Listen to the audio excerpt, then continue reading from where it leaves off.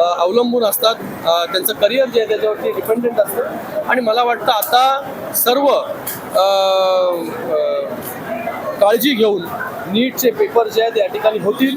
त्याच्यासाठी जे काय सरकारला करायचं त्या सगळ्या गोष्टी जे सरकार करेल. येणाऱ्या काळामध्ये ऑनलाईन पद्धतीने या सगळे पेपर जे आहे हे प्रत्येक शहरापर्यंत, प्रत्येक जिल्ह्यापर्यंत, स्टेटपर्यंत कसे पोहोचतील याच्यावरती देखील सरकार जे अशोक खरातवर एक चित्रपट निघतोय आणि त्या चित्रपटामध्ये चाकणकरांची भूमिका दीपाली सय्यद करते, त्यांच्यावर दबाव टाकला जातो. मला हे सगळं संतोष बांगर यांचं तुम्ही कौतुक केलेलं आहे, मंत्री म्हणून पुढे लागतील का ते?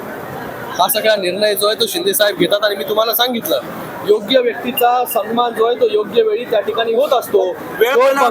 तुम्ही असं म्हटले की जो संतोष पक्ष- बांगर हिंगोलीचे नेते नसून महाराष्ट्र नेते, मग ते मंत्री म्हणून लागतील का पुढे? मी त्यांना बोललो की संतोष बांगर जे आहेत हे फक्त एका जिल्ह्यापुरतं मर्यादित नेतृत्व नाही आहे. ते जे आहे जिल्ह्याच्या बाहेर जाऊन देखील काम करू शकतात, मराठवाड्यामध्ये काम करू शकतात. आजूबाजूला जशी आता ताकद हिंगोलीमध्ये त्यांनी निर्माण केलेली आहे तशी बाजूच्या जिल्ह्यांमध्ये देखील ताकद जी आहे ती संतोष बांगर निर्माण करू शकतात. एवढी ताकद त्यांच्यामध्ये आहे. आणि शिंदे साहेब अशाच व्यक्तींना, अशाच कार्यकर्त्यांना संधी जी आहे ती देत असतात की नेतृत्व जे आहे हे सर्वसामान्य कार्यकर्त्यातून जे आहे ते पुढे आलं पाहिजे. आणि त्या कार्यकर्त्याला त्यांनी जर 24 तास काम करायचं ठरवलं, पक्ष वाढवायचा ठरवला तर त्याच्या मागे पूर्ण ताकदीने जे आहे शिंदे साहेब उभे राहतात.